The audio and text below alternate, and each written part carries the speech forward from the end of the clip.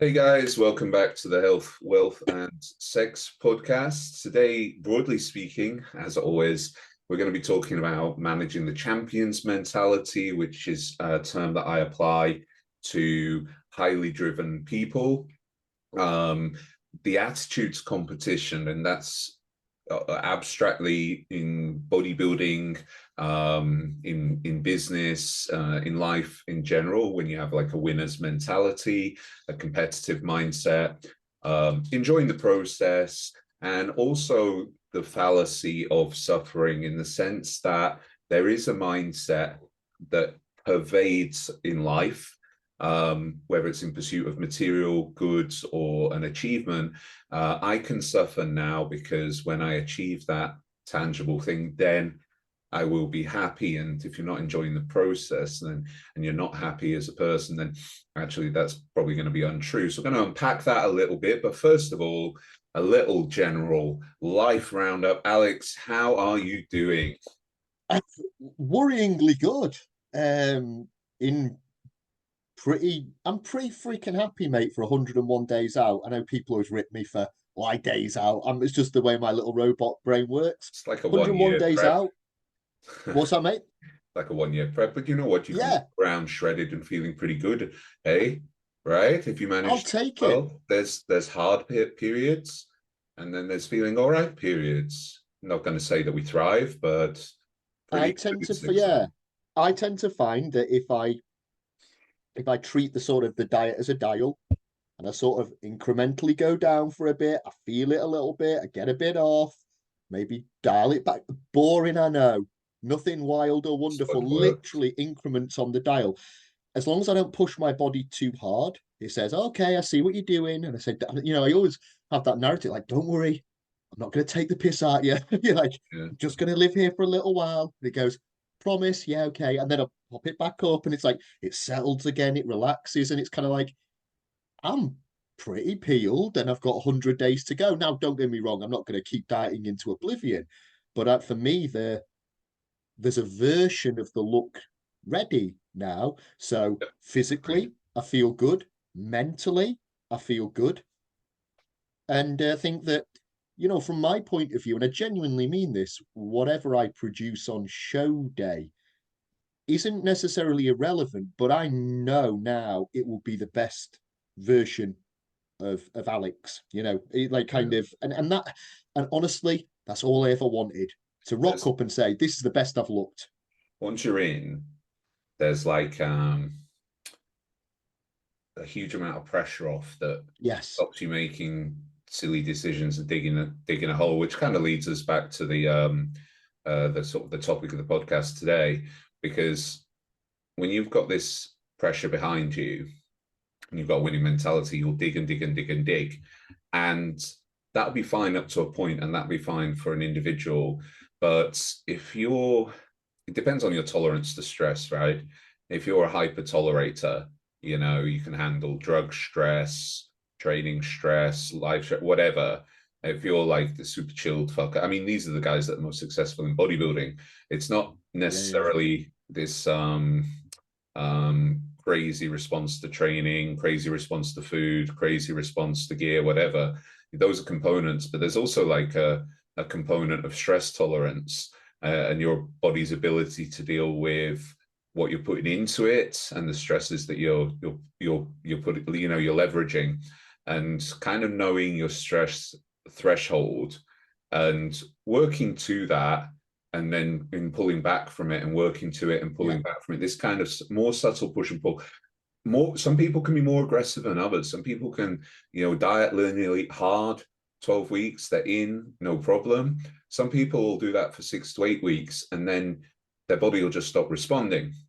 So it's really interesting with your sort of, really long view Yeah, approach. yeah. I do long bodybuilding seasons, so I know how it works. I'll crank, and then we'll manage fatigue and recovery. And Joe's really good at keeping my head screwed on, because, again, like every week, I'm like, I can dig more, I can push harder, I can push Yeah, harder. yeah, yeah, yeah, yeah. It's like the most important thing I get from my weekly check-in with Joe is you're on track. That's the single thing I need to hear. Help, you're on let me hear track that. Yeah. or you're behind. And I tell you what, I don't want to fucking hear is you're ahead as well. Although I'd love to be ahead. And I don't think he'll ever tell me that because he knows, I think he knows that with an athlete, that implies you can take the foot off the gas. And when you're in a Yeah, yeah. groove, um, there is the push and pull, but he tells me, right, this week we're going to take 2 days rest and this much more food. So he tells me exactly how much I'm allowed to pull back on the gas. Now, if I'm auto-regulating myself, I never pull back on the gas, hit the wall, and then things fall apart. And usually what happens is I don't take the foot off the gas at all. I just keep going and I lose time. Like Yeah. 2 weeks, 3 weeks, I'm just building a fucking hole I can't dig out of. Yes. Yeah. Yeah. So yeah, I suppose on my end, things are going pretty smooth in that regard as well. For That's good. how lean I am Yes. and the deficit I'm in, I'm managing pretty well. So as we said sort of before we started Interesting recording, though, isn't it? Like how, like I tend to find, from my point of view, my body despises aggressive, even vaguely aggressive measures, but it loves hand holding through the just these gentle sort of over a long period of time. It's like going for a nice walk as opposed to, and my body loves that, and it seems to respond really well. And I also think, again, one of the benefits, there's negatives to doing it this way, but the other benefit is, for me, your deficit never needs to be that severe. And I'm pretty convinced that training doesn't suffer, ergo, I don't lose tissue. I think even in a minor deficit, I might accrue a little bit here or there. Now, is it optimal? Is it bugger? But like, I think, do you know what I mean? It's like, I don't lose anything. I don't know. It seems to present a good look that has no fatigue in it. And I like that. yeah, I mean, with fatigue will be relative because by this point you won't know what good feels like, right? Yeah. We've forgotten this, Yeah. but Yeah. It's relatively true. good. We've had Relatively good. worse that we've had Still got better a smile. today, but today for both of us seems to be a good day, and there's Yeah. immense gratitude for that in prep because you won't be gifted a good day every day.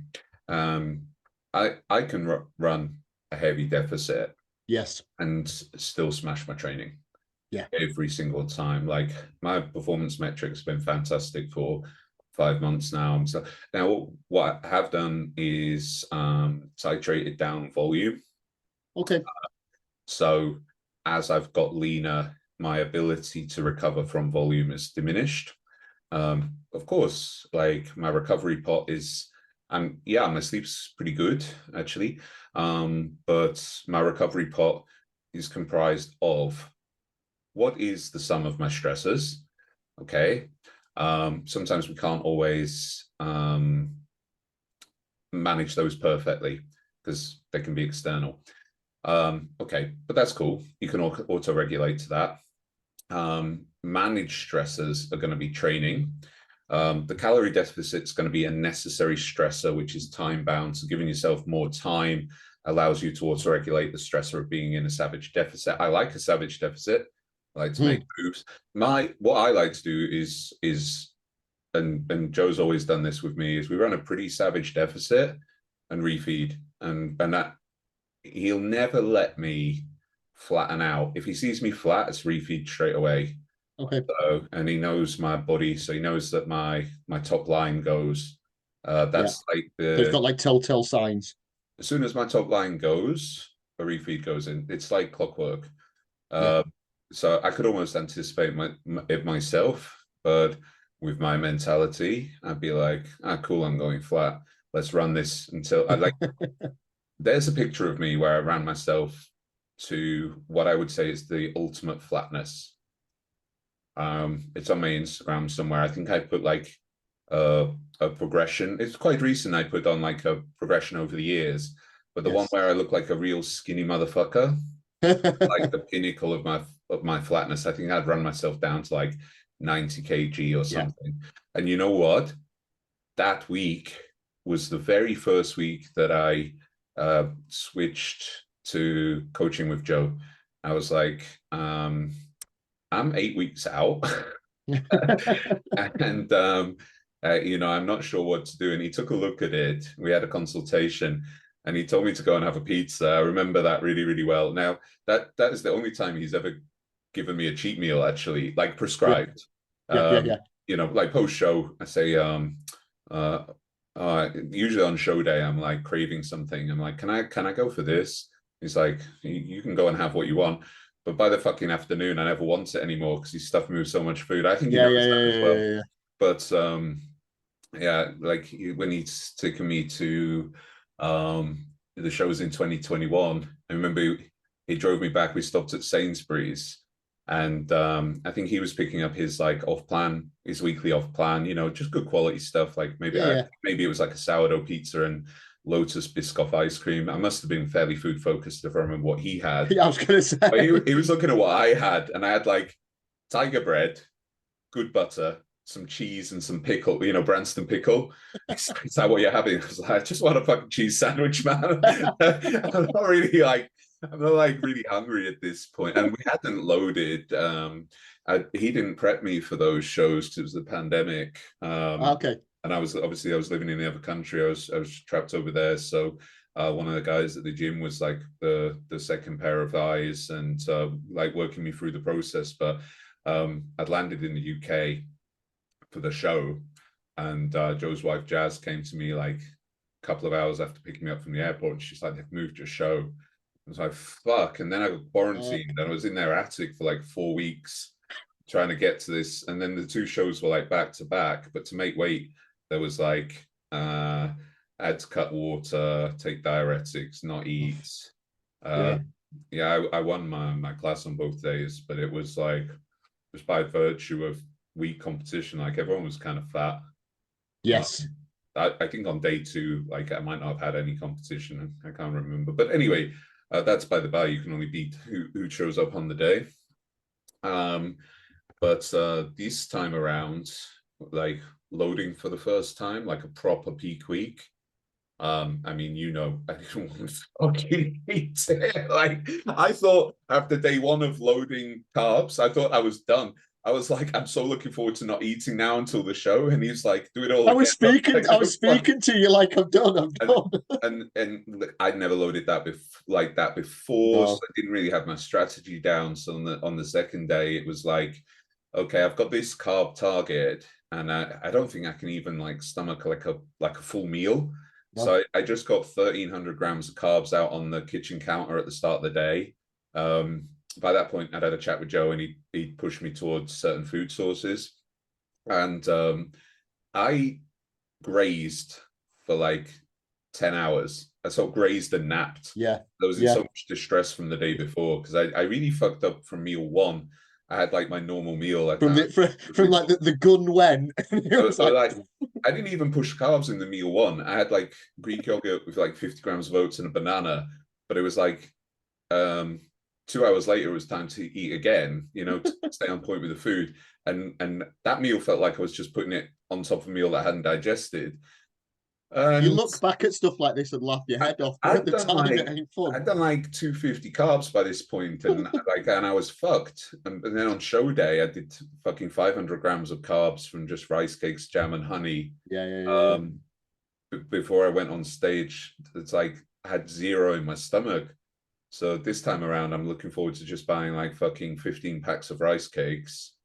I don't know if Chilling I it. should pack this. I've got to go to Alicante, right? It's a big show, Yeah. and I am getting there early. But like there's gonna be a shortage of rice cakes, I reckon I'm gonna have to take like a suitcase full of rice That's cakes. the sort of thing that would actually worry me. That'd be playing on my mind like shit. Am I gonna be Ah, able to get my rice you cakes kind of in? think like this because at the end of the day, you could just buy a bag of sugar. Yeah, it's the same True? thing. It's the same Yeah, thing. yeah. You'll be fucking napping all day, but yeah, You have black teeth by the end, but my mouth be hurts nice. every time I load, and it Yeah. hurts for a week afterwards. It's just like Okay. Yeah, salt, yeah, salt and sugar. It's yeah, just yeah, yeah. Bit fucking savage, isn't it? Yeah, yeah, yeah, yeah, yeah. But all of this stuff is like for me very enjoyable. I really like living my life with this structure. Do I love Yes. savage fatigue? No. Do I love savage hunger? no. But when it's like well managed and everything, and like I'm enjoying the process, enjoying everything. I'm happy, right? I'm sitting with these things, but I'm happy. Oh, totally. And Like when life's hard, I lean into my routine. When yeah, life's good, I lean into my routine. I had a comment on an Instagram post today, from a nice lady, and she said, "Oh, you're looking great. A lot of hard work's gone into it, and I'm a sure lot of that hard was work." a dude. I'm sure that was a dude. Oh, you only get Oh, mad yeah, by well, yeah, dude. yeah. It's just a fake A account. lady. Yeah, But I Abdul. said, hard work has gone into it, but also it's not helped with, it's supported by the fact of I've got autism and OCD. Now, I mean, half joking, but half serious. It's like, I just gravitate. I love repetitive behaviors. It's like, these are the behaviors that are going to drive progress. Great. Can I do them every day for the next decade? Yeah. Hey, it's worked. It's like, and I think certain personality types, this game is just suited towards because I'll just do it forever. Like Yeah, yeah, I love it. yeah, yeah. It's like it's not one day is a hardship. No, and the thing is, right? What is winning? What is winning for us? It's winning the day, right? So we're seeing progression. Yeah, It's presenting the best ever physique. I'm having a lot of dialogue around the fact that I'm not doing classic, even though I'm not big enough for supers. I'm also doing masters.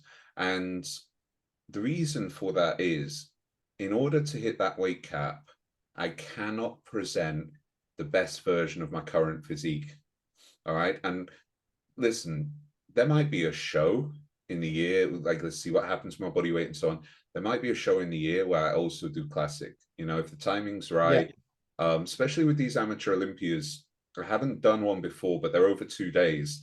And once I figure out when open is and when classic is, then I might consider if classic is say early on day one, then I might consider doing open on day two because typically when I kind of refeed on show day post show, I just get better and better and better, and the next day I also look good, which is probably mostly a sodium thing. But yes. uh, yeah, we'll see about that. We'll see about that. But I am not focused on coming away with the trophy yet. Yet we'll get there eventually. This year it's not about that. Um, this year it's about presenting the best version of my physique, and the season will Yeah, end when my physique starts to degrade. No, no, like even though I've got a long season planned out, and with Joe, I don't believe the physique will degrade. no. More illness or injury or something like that will derail it eventually. But well managed stress, well managed programming, well managed refeeds will mediate that massively. So is winning for you at the moment not winning, but presenting the best version of yourself? Yeah, and if the best That's version me. of Yeah, myself is the best physique on the day, I'm very fucking happy about that. But I my um sense of self-worth is not married to other people's opinions. exactly. All right. That's So why I when was I getting offer at with myself yeah. up for judgment in a sorry to cut you off. When No, I no, offer please go on. myself up for judgment in a subjective sport, and I'm inviting that criticism, feedback, comparison, all of that stuff. Um, I, for me, that's cool. Like I'm inviting that. I want that, in fact, but my like sense of self-worth isn't diminished by I'm first or I'm fifth. If I come first and the competition is shit, I don't feel a significant sense of achievement unless I Exactly. look my best. And when I competed in 2021, I knew that wasn't my best. So, and in fact, when we looked at the form 4 weeks later, it was like my best ever look. So for me, there wasn't a sense of profound achievement. And that's all I'm going to get from winning a bodybuilding show is a sense of achievement. This is a culmination of hard work. But I don't imagine that I'm going to be happy. And this is a question to ask yourself if you're suffering now, pushing for something, and with this attitude of, if I do this now and I endure this now, when I get this thing, could be in a relationship, if we have a kid, then if we have a house, then if I win a bodybuilding show, then I will be happy, right? I'll be made. Everything will work for me. This is bullshit. It's not happening. Sorry, it's not happening. Your You're sense of postponing your self-worth happiness. has to be abstract of other people's opinions. You know, and for me, like a comparative sport like this, yeah, maximum level is sense of achievement. But it's Yeah. not. If I'm not happy now, I shouldn't be fucking thinking I'm going to be happy when I win. If I win, and then what fucking happens when you don't win as well? Yeah, I'll flipping heck. If you pinned all your happy, you thought, your hopes on happiness for again, it's the postponement of happiness for an illusory future. This sort of, I can't be happy now, but over that hill, it's all waiting for me. It's the rainbows, it's the I know the unicorns, the leopard. It's like Money, it ain't there, dude. It's gonna money. feel exactly like it. Here's the thing: when you reach that illusory future, it's still now. Like what you're in now doesn't actually change. That feeling Yeah, you're sort of projecting and saying that's my end point. That's when the credits will roll and the music will play and the movie will be over and everyone claps yeah. in the auditorium. It's like tomorrow never comes. It's like it's Have you now. heard That's the it. Have you heard the saying projection is living in the wreckage of the future? Because we can No, but it's invert cool. that. All right, projection. You know, you've got like you're imagining negative outcomes, right? Well, let's say that you're in a negative space, but you're imagining a positive outcome as a result of being in that negative space. In both scenarios, the common denominator is you're not present. Yes. All right. There's no fulfillment in today. So if you don't find fulfillment in today, that's what you need to work on. I think it's idea as well of without getting too esoteric, in the present moment, being in the present moment isn't a thought experience, it's a felt experience. You can, if you sort of, really be, it sounds so woo-woo, really be here, just relax into it, like take in what's actually around you, as opposed to always running up into cognition. Like cognition and thinking is a marvelous tool when used correctly. But once it takes over the organism and that's all you're doing, and here's the funny thing when you start to become so aligned with your thinking is you forget what it's like to not think. You forget what it's like just to, sit and be and have a quiet headspace. And Yeah. sometimes that's all that we're actually looking for is a bit of peace and quiet from that self-referential narrative, just running around on an endless loop. Yeah. I mean, I think that as well with bodybuilding, with the performance enhancing drug use as well, I think both of us have experienced this is we can lean into we already have high sympathetic drive, we're goal Mm, driven. And this is important in the context of the topic. Um, we're already driven, we have high sympathetic drive. We also need to manage that in order to be able to relax and be present. So if we're leveraging stimulants, neurotoxic gear or whatever for that yep. physique outcome, it can be very hard to be present. And for me, the sort of point of realization is usually I can't concentrate and I can't relax. All right. So, and this Yeah. is like a really shit space to be in That's because a actually crap it's space really to be in. boring. It's Yeah. really, really boring. You can't be present in anything. And it's because you're stimmed off your tits. And Yeah. again, like depends on your tolerance. What, if you can be chilled on 120 micrograms of clen, great. Yeah. Right. I can't be chilled on, but I can be chilled on 80. That's okay. Yeah. Um, or I can be chilled enough if I structure my Yeah. day right. But Chilled. I need a structured wind down. My training is very, very sympathetically arousing. Yes. That's by virtue of my intensity, my internal focus. I don't use caffeinated pre-workout. So um, it's very much an internal thing. And I have to wind down from that. I'm wearing um, these glasses right now because the light from the computer is too stimulating for me to wind down. And can I track that? Yeah, the Aura Ring is tracking Yeah, my yeah, yeah, yeah, yeah. engagement. We've talked about this before. When I'm involved in screen time, I'm in an engaged to a stressed state. When I'm training, it doesn't track me as being in a stressed state. And Yes, yet, that's really interesting, isn't it? Yeah, and yet, like I go to 0 reps in reserve. yeah, I use intensifiers. I go beyond failure.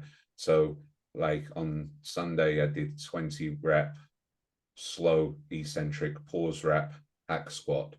Right, yeah, that I hit failure on and had to pause in the hole. And I can do that because I've got good mobility. I had yes, to yeah, pause in the hole to continue reps. It's always virtually a widowmaker, yes, right? And that was my first set of 3, or maybe my second set of 3. Um, this is enormous, like internal focus, yeah, yeah, yeah. driving sympathetic arousal. That still doesn't put my body in a stress state according to. It put mine in a stress state. It probably killed me, I would have thought. But this podcast without these glasses will. That's fascinating, isn't it? Yeah. And I don't let's be in an engaged and a stress state when during the daytime and we're being productive. It's useful. Yes, But, yes, you've driven, yeah, but in focused. order for me to sleep at 9, my wind down starts post workout Yeah, with adaptogens, with so at the moment Joe gave me NAC, yeah, L-theanine. I also use L-tyrosine to basically provide some substrate for dopamine because I'm yeah, fucking burning through dopamine. Look how much I'm vaping. Um, right, yeah, but fuck, I kind of quit this shit in prep. yeah. Um, It's not the time, is it? not possible. Like, but I can avoid doom scrolling and leave my phone Mm, behind. I've also been using a high dose of CBD, and actually, um, that plus a meal. Because one other thing I've noticed is when I've not eaten for a while, I start to become more and more sympathetically aroused. And previously, that's actually resulted in like off-plan eating, basically. yeah, So you move more and more into a short-termist decision making. The sense of anxiety and stress is actually being driven by low blood sugar. yes, yeah. I'm I've had basically that I'm before. basically negotiating with a hypo. So the onset of a hypo for me feels like anxiety, and then if it goes on any longer, I'll start the cold sweats. Fun times. Yeah. Yeah. It's fascinating, isn't it? I do think over the years, my in particular ability to diet has become massively improved. Like I could sort So of talk diet. Tell me what your meal plan is today. Are you locked into a meal plan, or are you yeah, yeah, yeah. macro fixing? So my view on all of this stuff is I'm a big fan of flexible dieting, and by flexible dieting that doesn't mean eating garbage. It just means have a caloric allotment, protein allotment. Obviously, you've got lean into whole foods, maybe 10% of your calories, free calories, but 90% whole foods. Right, okay. But I'm eating a meal plan. So well, what? Well, because over time, I just found foods that I loved so much for every meal that agreed with my body so well and made me feel great that not sticking to these foods felt like I was shooting myself in the foot. So my diet and something that just seems to work so well for me is non-lean protein. And by non-lean protein, I don't mean flipping ribeyes and all the rest of it. I mean, it's got some fat attached to it. So if it's 20 But grams of protein, go what on. did you eat today, and what are you eating tonight? This is what I want to know. Okay, breakfast was and always is 3 large eggs, 40 grams mozzarella, 25 grams smoked salmon. That's obviously and some spinach. That's obviously cooked up in like scrambled eggs or omelette, whatever you want to call it. Yeah. Then I have a cup of pineapple, 20 grams of dark chocolate, 4 dates, and a bit of honey, and a matcha green tea. And so it always mixed macro meals. Like that's one meal, but I have an It's egg like a meal. tapas that style, isn't it? You've got like Yeah, lots of different things, lots of macros, lots of fiber, but also textures and textures and fats and sugars and that there's yeah. nothing separated, and it just felt my body just goes, because I'm just providing it with all the stuff it kind of wants, and it's so micronutrient dense. It tastes great. I eat it every day because I love it. Like I love that meal. I have it every day. I've Yeah. had it every day for the past year. But it's also in line with your goals, right? Yeah, Yeah. totally. No, It's no hardship.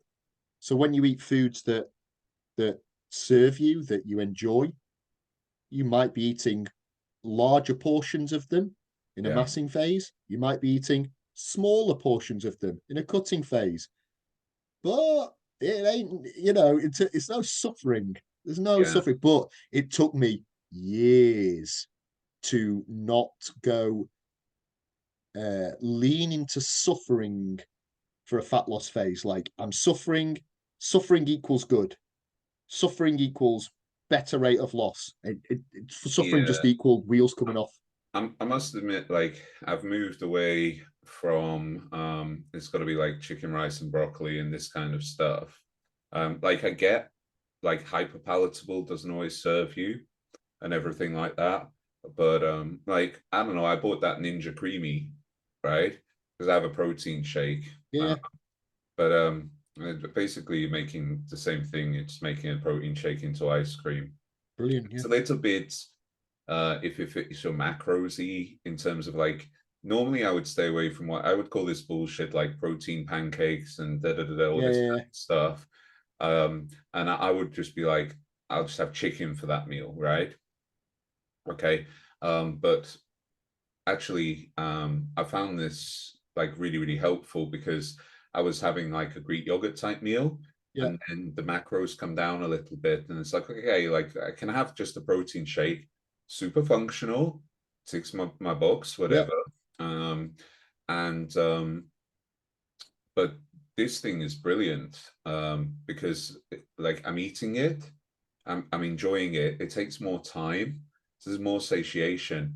And so what I found is that there's certain functional foods, like I told you before the pod, like I like these carb light wraps at the moment. Mm, But essentially, I'm just adding like a lot of insoluble fiber instead of like the bread component that I miss.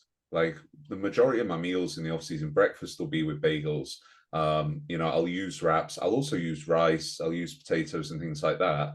But bread's an important part of my diet, mm. and so the meal makes sense to me. So I make breakfast wraps at the moment, where before I was having breakfast bagels. But my carb source isn't really a carb source anymore. It's just the fiber and my I think, digestion's yeah. great. So why not, right? Why not? If you have, here's the thing with all of this is the longer you do it, you see everything sort of got application. So, we turn up maybe our nose up at, if it fits your macros. Sure, I get why. But let's say, for example, you have 6 meals a day. Well, 5 of those meals might be meal plans. And then the sixth one could be a bit more flexible, diety if it fits your macros. So you've always got one meal. I'm not talking like I'm stepping on stage tomorrow, but like lifestyle. Yeah, Fight. but I think we're not saying like have a McDonald's and finish No, no, the no, no, macros no. to Yeah, yeah, remain yeah. No, successful. But what we're saying is with those macros, you could make homemade burgers, right? And the next day you can make a stir fry, exactly. and Yeah. the next day you can make a curry. Like you don't have to be married to the like a meal plan works really well because you get in a nice pattern, and like you said, you Yes. enjoy it, it serves you. I find that works really well through the day. I like one evening a week in prep to kind of macro match my last 2 meals. But at the Yeah. moment, I've not been doing it because I actually prefer my evening meal plan to anything else. Like I just can't think of something I'd prefer that Mm. is comprised predominantly of protein and fiber. Yeah. you know, so Yeah. Yeah. so it is what it is. But yeah, I find it really, really interesting because obviously like we we're getting like a lot of like social media influencers pushing different agendas, and there's no right. We shouldn't be demonizing anything. We shouldn't be going around labeling anything that's vaguely processed as poison. bread, Yeah, toxic, right? Bread is inflammation. Yeah, processed. Fuck me, white rice is processed. And yeah. Whey protein's processed. if you eat brown rice, you're fucking yourself. You're not meant to eat it. What's in your peanut butter? If you eat fucking raw peanut, you die. Yeah, Yeah. yeah. So, like, a lot of what we perceive to be whole foods is processed to some degree. I also don't think that hyperpalatable combinations of fat and sugar, like super high process, like what started off being corn that is now resembling a meat patty, yeah. right? I don't think your body will consistently deal with as well No. as if you took those macros from something that resembled what it fucking started as, at least, Yeah, I right? agree with that. Yeah. Um, you know, But this, I feel so sorry for people because they'll often be come and punishing yourself like unnecessarily because it can be a miserable way to eat. God, I think, I think it's It's the restrictive, anxiety right? that people get from it. Restrictive doesn't sustainably work. Restrictive doesn't make adherence better. It never works, and it's the psychological stress that people suffer from that make me feel not sorry for them in a piteous way, but so they'll come to somebody and they'll say, I'm lost with food, please help. And if the problem is that if they stumble in, across one of these gurus who, this is toxic, did you know that this is killing you? And it's just, and they go, oh God, thank you. But then they'll turn their head and there'll be another dude who's completely contradicting it. And you're kind of like, in the end, they're left eating, I don't know, with water or something like that. And that's, you got to start getting eating disorders and strange rules around food. Yeah. So I think part of this is like, okay, tangibly I've got a goal. I want to get from A to B, but I'm not sure of the strategy, right? What I'm doing right now isn't working clearly. Um, and so social media is awful because it gives us so much different sources of information and misinformation and can be very difficult. So when someone presents you a clear, defined strategy of how to eat and tells you if you eat that way, you'll achieve your outcome, abstract of a sustained calorie deficit or surplus or whatever. All you need to do is limit yourself to these food groups. Like you're goal driven and you'll lean into it. You know, you're seeking a solution, right? Mm. And then it kind of doesn't work and you fall off the wagon And you beat yourself up. and again, Yeah. he might not be like at the pinnacle of like a Michael Jordan mentality, right? Um, but you're motivated and you're goal driven, and so you're willing to endure um, with like a promise at the end, you know, a light at the end of the tunnel. What happens when you get there? Are you going to stick to this miserable thing forever? No, you fall off the wagon maybe to what you know, which is what you were doing before. And you were doing it for some reason, right? Probably because you like fucking lasagna Yeah, and yeah. garlic bread. Like, so a better solution would be find a way to make lasagna and garlic bread portion controlled and a little bit Yep. less calorie dense, for example. Um, and so I do feel sorry for people to some degree when they kind of fall into this trap. We've all fallen into them. Oh, Like hell yeah, I've lived there. we, why we're able to manage our diets the way that we do is because we've been through so many different strategies that inevitably we found aspects of each that works well, and we found a pattern that works for us right now, and that pattern will evolve. I get menu fatigue. All right. Mm. What that looks like is sometimes a complete menu overhaul will get me back to 100% because I'll have drifted away. I'm like a little bit lost. I don't want to eat what I planned to eat. I don't want to eat what was working. And therefore I struggle to, move on to something else. And sometimes I just have to sit down and write myself a new menu. Mm. And I'll start that the next day and then I'm in. So again, this kind of monotony, this Groundhog Day, isn't sustainable either. And you and I are both running like a bit of a Groundhog Day to some degree. and it's sustainable for us up to a point, but you will probably vary some of your meals at some point. Yeah. And you might do it daily, like you were describing, like or I'm saying like once a week. I quite like to macro match in the evening, or if I get more calories, then I'm like, oh, okay, what am I going to do with these carbs? I'm going to have pasta or rice, or what am I going to do with them? And tracking tools like FitnessPal and stuff like that are a great educator, I because tend to once do you've it, got that yeah. bank of macros and like nutrition for the foods that you like in your head, it's much easier to make those decisions. I tend to vary my diet on a lifestyle basis. So, for example, every now and then, me and my kid will go to Leeds City Centre, and there'll be some like pulled chicken place that we go to for lunch, and I'll have salad and it's really nice. I've no idea what the calories are, but I'll simply sub out one of my meals for that and get on with my life. It's very enjoyable. Or every now and then we'll get Thai takeaway in, and I'll eat chicken skewers and I don't track it. It's meat. It's a bit of veg. It's nicely seasoned, and I don't sweat it. And then I simply get back on the wagon. But that must happen about every other week or so. I don't tend to get diet fatigue with my foods. I'm very lucky. I found foods that I love, but I understand why people do.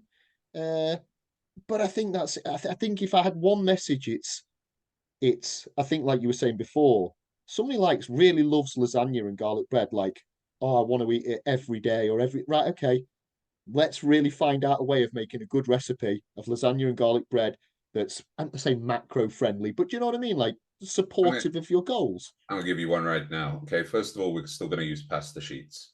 Yeah, Nothing wrong with them. Nothing wrong with pasta. Okay, we're still going to use pasta sheets. We might want to portion control this to some degree. Okay, we'll use lean ground beef. Cool. yeah. Nothing wrong with So you've got carbs and protein so far. right. Yeah, What are we doing for a tomato sauce? We can buy it. We can buy it. It's a fucking yeah, tomato sauce. Now, what are we doing for bechamel? Ooh, this can be tricky, right? Fundamentally, there's nothing wrong with bechamel, but a fat content can be an issue in terms an of issue. Yeah, calorie control. So here we can use like low-fat cream cheese. yeah, All right, and then we can use a reduced fat sort of cheddar or something like that. Parmesan is pretty all right, to be fair, yeah, because yeah. It is. it's seasoned so heavily.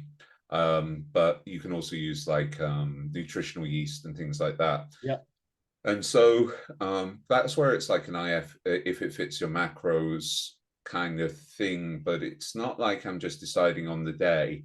I've basically banked a recipe that works. And then I bank another recipe that works, and I bank another recipe that works. yeah, And that's then forming, well, let's make this accessible to lifestyle. That's forming a healthy family dinner that serves everybody in the household. The kids are doing better at school, they have better energy, the adults feel better, everyone's better able to contribute and serve each other. Nobody's feeling shitty because of their diet, so they're nicer to everybody, and so on. So you don't have to sit there with your fucking fish and vegetables while exactly. everybody else eats something else, criticizes you for not participating there.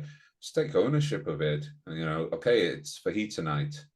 Yeah. Fuck, what an easy win. I was Everyone going to enjoys say, it. how's that an issue? You know what I mean? It's No, it's fine. poison, bro.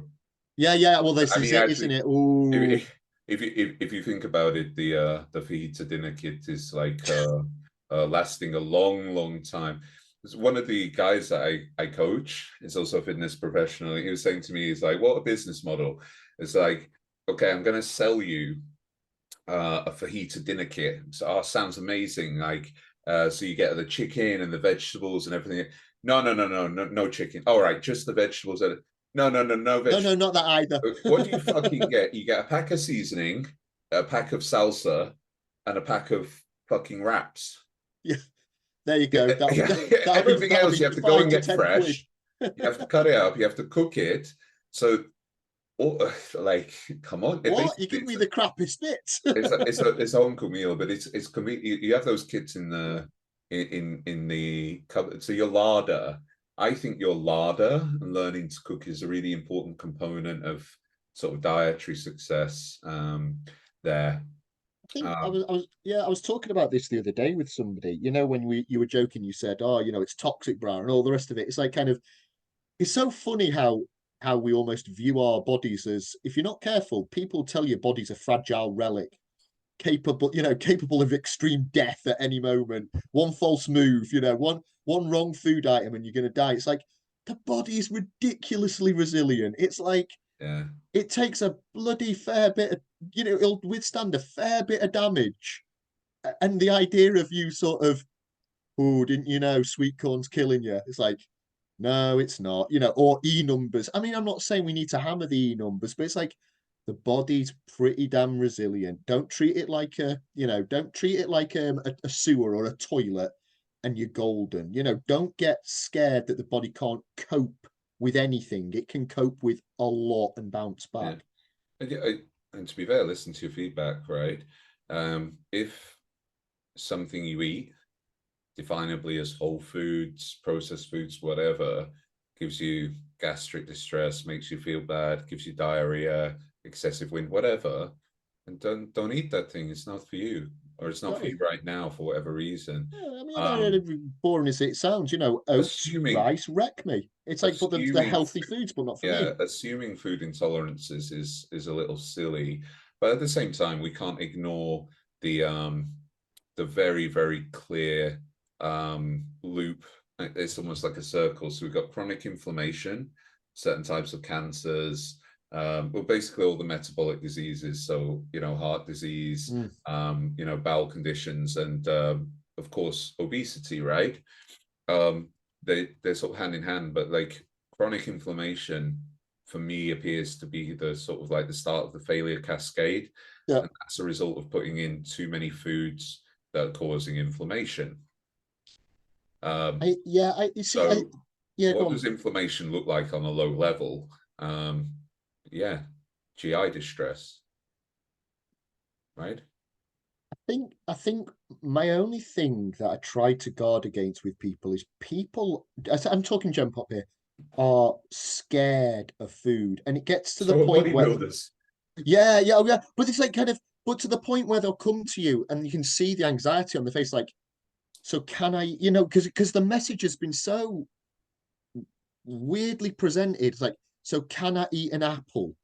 Like, yeah, yeah, but it's full of sugar. And it's like, not at them, but like kind of somebody has just fed them a line and the brain's grasped it and now they don't got now they're scared of food. And it's like kind of that's not a good place to be in. I'd rather people relax a little, say, just track your calories for now, eat what you think's healthy. Let's wipe that bit away and then refine it afterwards. But people want to do the right thing, people want to be healthy, Yeah, but they've lost perspective of what that is because there's too many. The noisiest man in the room is almost the one you should avoid. The one who's, like kind of the one who's shouting the loud. If you were in a room and there was one guy, evangelical yeah, attitudes like you're the towards. last person I should listen to. Yeah, yeah, yeah. This is unhelpful. Now, like to be clear, I'm not a massive proponent of edible food-like substances. No, I think you can get away with including some in your diet, but there's a certain level of processing that if your diet consists of the majority of that, you probably will run into health issues. yeah, I'd agree with that. But low calorie drinks, reduced fat cheeses, dairy or whatever, um, can still be a useful tool for you because ultimately we're talking calories in, calories out here. If you want to manage your blood sugar, keep your calories in a deficit or at maintenance.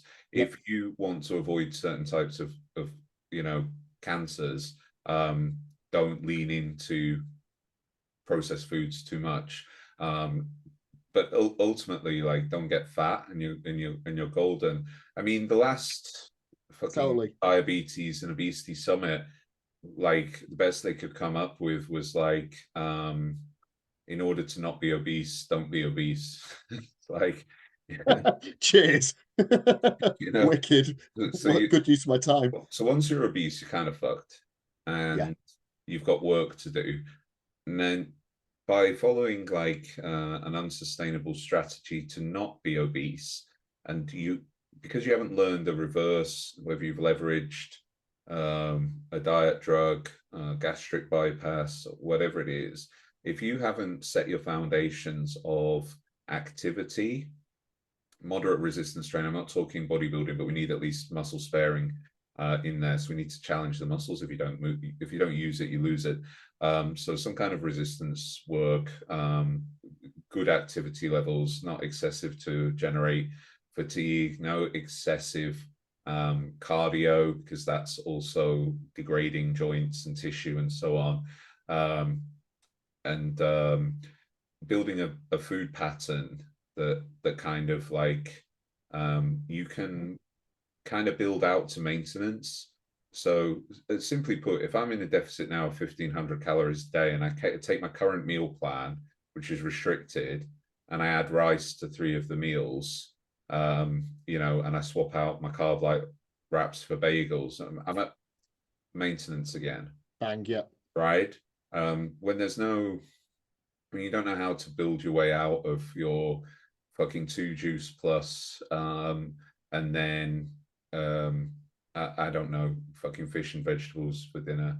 Hey, the best diet I ever saw was from a Cosmopolitan magazine, an old one, and it was like boiled eggs and Chardonnay. For the rest of your life. Yeah, I mean, it was like 1,500 calories in total. It's going to Yeah, work. It's going to work. But what have you learned about how yeah, to yeah. eat? Where's Well, the this is it. exercise? You're dieting off muscle. The majority of people that are struggling with obesity that are older have been through these cyclical periods of restriction. So I restrict food and push cardiovascular activity, no resistance training. Never. And my weight loss is a 2/3 muscle mass loss and 1/3 fat mass loss. And then inevitably I come, you know, I go back to eating the way I used to because it's unsustainable. I gain that weight back, but it's fat mass because there's still no resistance training. So now my maintenance calories is lower. Maintenance calories is dictated by your relative muscle mass, and so I now have a higher body fat percentage at the same weight and lower maintenance calories. So now I've got 20 Setting kilos up some of fat wicked, to yeah, lose, yeah, yeah. and where before 1,500 calories elicited a deficit plus running or whatever, now running every day and a 1,300 calorie deficit doesn't even get my weight to move. What the fuck are you going to do? Yeah. You know, at some point you're eating dust and doing 3 hours of cardio and you're still not going to get the body you love. You're not going to feel good. So that's what yo-yo dieting is. We And start to get into a situation that's it's not irreversible, but you get into the point where it's tricky. And you know, with a few people, you kind of like, I need to, you know, whatever you want to call it, build your metabolism. I can't do anything with you whilst you like you say that you've run it to the nth degree. I can't do anything with this yet. I need to set you up for a fat loss phase, which could take some time. But of yeah, course, that don't go down well. Not in like anyone, you know, but it's like trying to get that message across. Like, look, I'm gonna diet you, but I can't do it yeah, from our standpoint. you have to establish trust because Yes, essentially you're selling a narrative that's against the mainstream, right? precisely. Yeah, So let's be clear. When you're driven towards a goal and you're prepared to do anything, what feels hard isn't necessarily the best thing to do. In terms of cardio, when we're talking about like, let's call it burning fat, all right? We've got fat liberation, mobilization, oxidation. We've got this whole process. If you're doing glucose intensive activity, what do you think you're burning if you're not eating glucose? All right, your body's going to convert. It's just a painful process for the body, but your body's going to convert what you have into glucose, and it's going to do that a little bit more efficiently, breaking down muscle tissue, unfortunately, unless there's a reason not to break down muscle tissue, which is that you are you know, training it, creating demand. Your body, you're damaging a muscle and your body goes into repair mode. and then you still need protein to repair it. That's why diets based around higher protein and fiber are more successful, because they combine Yes. satiation, micronutrients, and adequate repair tools for your body. So, yeah. Anyway, simplistic and hard to sell. So Yeah. You it's not. see, I tend to find that people usually have been all around the houses before they're ready to come to us, me, you. It's rock bottom. Um, Rock bottom. rock bottom. Desperation. The majority of my clients that come to me that will then be open to this strategy have exhausted all other Yes, possibilities. precisely. And it's funny because you say, right, you're going to walk, then you're going to exercise with weights 3-4 times a week, and you're going to eat this like quality diet for a while. And you know what? Like they'll undereat. Yeah, They'll actually lose weight for a period of time. yeah, And they'll be like, fucking hell, I'm not even hungry. And then they'll plateau inevitably. But you don't push them then into more fat loss. You push them more into training performance and eating to yes, demand, so that they can build more muscle mass, so that you can generate a calorie deficit on higher calories further down the line. And you just take it in chunks. If it took you 30 years to get 20 kilos of unnecessary fat mass, that's not coming off in 12 weeks. no, no. And I think you You can mentioned it lose, maybe before. you probably can lose 20 kilos in 12 weeks, but it's going to put you in a You worse probably can position. do. Well, I have. My record is 24 kilos in 8 weeks. Oh my lord! Was, I'd have gone. I've gone up here. well, why am I able to do that? What's wrong with me? I don't know. You tell me. You tell me, mate. There's got to be something wrong with you. I read like first few chapters of David Goggins' book. Listened to David Goggins. I think it's incredible the pain that he can endure. I think there's something wrong with him. I think Yes, I think yeah. I, It's I almost celebrated. Um, well, there's leveraging trauma in order to um like suffer, but at that degree, it's like just resolve the fucking trauma and stop self-harming through exercise. it can be useful to lean into trauma to for acute phases to like sort of draw on be it anger, be it whatever, like those raw emotions to sort of like fuck, I'm gonna smash this. But if you're permanently drawing on it, and like you say, it's like you're beating yourself up on some level, you're Yeah. harming yourself. So it's let's it's not a way to live. so let's unpack what's happening there, because we're labeling it self-harm, right? If you discover that you can essentially not feel emotion because you have fatigued yourself and you're so focused on your hunger, um, right? That's changing the way you feel.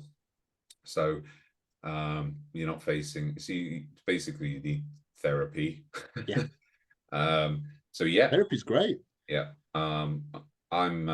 I'm able to pursue an outcome and really really suffer, which is why I need a coach, Yeah. I've because I've I've coached people who my the real thing they are getting from me is not necessarily my knowledge. It's me pulling them back all the time on a day. And I'm happy to do it, but on a day-to-day basis. Like, remember, I don't want training to go past it. I don't want an hour's cardio. I don't, no, wait, don't eat up to your calories that don't like kind of, and that's the job. they'll That's the always main resist you aspect. as well. They sneak in different ways to do more. Yeah, yeah. I know, What ways? and almost to the point where so you get at like sort of I wake up at like 5 a.m. or whatever, Yeah, and they'll send me a video of them marching the streets, and I'm out here doing it, and I'm like, go to bed, like stop, yeah. like kind of, and it's reteaching them that smashing themselves to pieces isn't the way. I love their drive, I love their discipline, but it's as bad as the person, or a version of as bad as the person who musters a couple of half-ass sessions and doesn't hit the macros. It's like, just let's come on, let's meet a bit more in the middle. Or you can be one end of the spectrum than the other, but this brutality is not required. Yeah. So what's happened to me over time is with self-care, with my personal growth work, with my therapy and all this kind of stuff, is that I use physique development to elevate myself.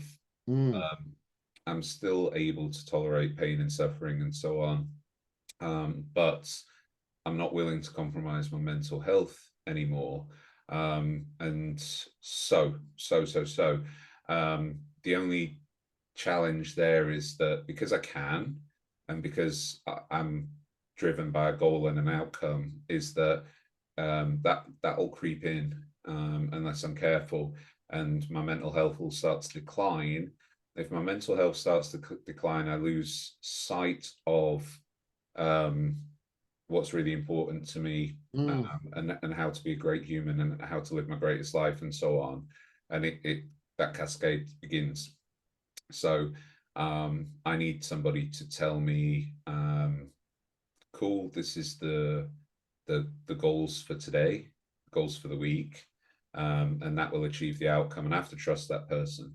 Um, Yes, yes. so yeah, I think, um, the idea of, getting somebody with a winning mentality to trust you is the single thing you need to do, and that's only going to happen by them listening to like enough of a degree, falling down, you picking them back up, putting them yes, back on track, falling down, putting them back on track, until they realize that more is only more up to a point. more is brilliant until it's not. Yeah, It's with until the everything, wheels fall off. with everything, with With food, everything, you know drink, what I with mean? It's drugs, like, training, with yeah, everything the of your whole life. damn thing. It's like, it's great up to a point until it's really, really not. And it's like, it's just such a universal law.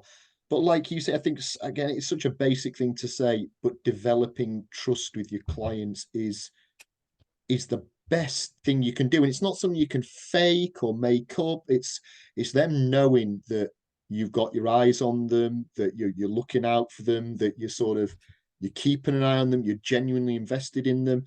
And if they trust you, you can get great things out. You can lead them away from those behaviors. Alex says this, like, and it's a beautiful thing if and when you can do that, because you can really, support them and I guess get them better results, but allow them to live a more harmonious life. I mean, what a fucking deal, Yeah, I mean that's I'm not going to say that's unique to us, but it's certainly what the podcast is all about. It's certainly Yeah, what we're all about. It's what we've connected over, and it's why we started the podcast. yeah.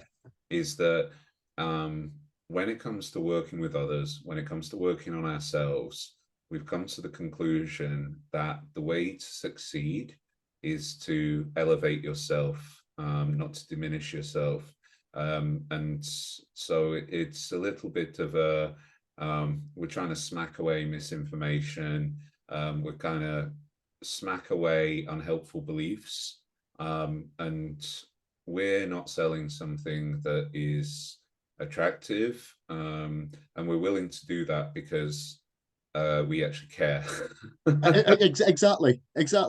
It's like, we actually give a shit, and it's like, How many fucking one-off meal plans do you think I could sell when I'm in shape? So well, this is it. why am I not I'm doing why am I not doing that? Because they're not helpful, they diminish people. I'm not, it doesn't fit within my value set. It's like, again, without sounding silly, we've got legit six pack. I'm 43. What bullshit do you think I could sell to the average dad bod? Like, I could make anything up. Buy Yeah. my supplement. Buy this. This is what I did. It's like, but it's not true, And I can get you where I am, but it's not going to be what you think it is. It's nothing shiny. It's nothing. It's, Right. you But you know. can promise that every day you're going to feel a little bit better. Oh, hell yeah. And as a result of that, you're going to be a happier person. And as a result of that, you're going to be better able to contribute to others, which also elevates you and elevates them and increases your happiness. Remember Maslow's hierarchy of needs. with the addition of personal growth and contribution is essentially self-actualization. Yes. And so what I'm selling isn't just physique outcomes, it's happiness, health, wealth. We say sex. I know we rarely talk about sex. We rarely talk about We sex. should we Maybe should one do day, we should eh? do it. I Do you ever mean, get this? Do you ever get this with clients where I get this quite a lot, where about a couple of weeks in, they've made some, they've sort of really got into a pitter patter.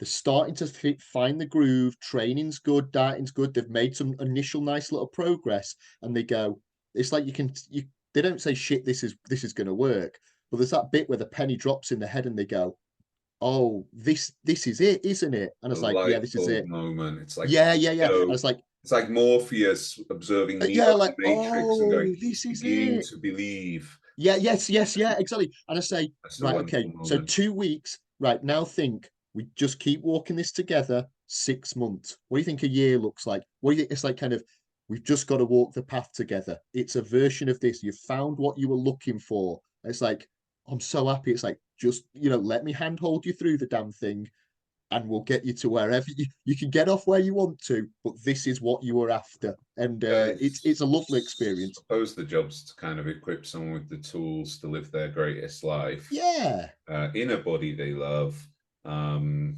and that means the job is done. So exactly. your mentee has become actualized as far as They you are, can they are, take they are, it. yeah. And there will have, there will be a bit where you're both sadly, for a few tears, but genuinely like have to leave each other. It doesn't last forever, but if you can leave them in a far greater position than when they started with you, your job is done, and you should be proud of yourself as a coach, because it's not to build what's what I'm looking for, complete reliance on you No, either. it's to build independence. Precisely, it's to build the opposite. And what I always say with clients that are coming to me for fat loss reasons, I won't say weight loss, but they do, for fat loss reasons. So my goal is to free you from an endless negotiation with food. Yeah, yeah, that's it. And we do that through fun, uh, attitudes to exercise, like making it an enjoyable process, Yeah. essentially. So yeah, that's wicked. That's wicked. So winners win, you know, but pushing yourself to kind of the brink and Yeah, stay burnout. Yeah. and yeah, you'll burn out. And we've visited burnout in previous episodes, guys. If you want to track back through the episodes, we've talked about managing fatigue and burnout and all of these kind of things. So every time we talk, there's a little bit of kind of a build on your education, and hopefully you get little moments of realizations and acceptances and stuff like that, and little tools that you can implement. That's kind of the goal of the podcast. So do let us know in the comments if you find something interesting, if something resonated with you, if you're wondering about something as it relates to you. That's what the comment section is for, and we'll always respond to those. So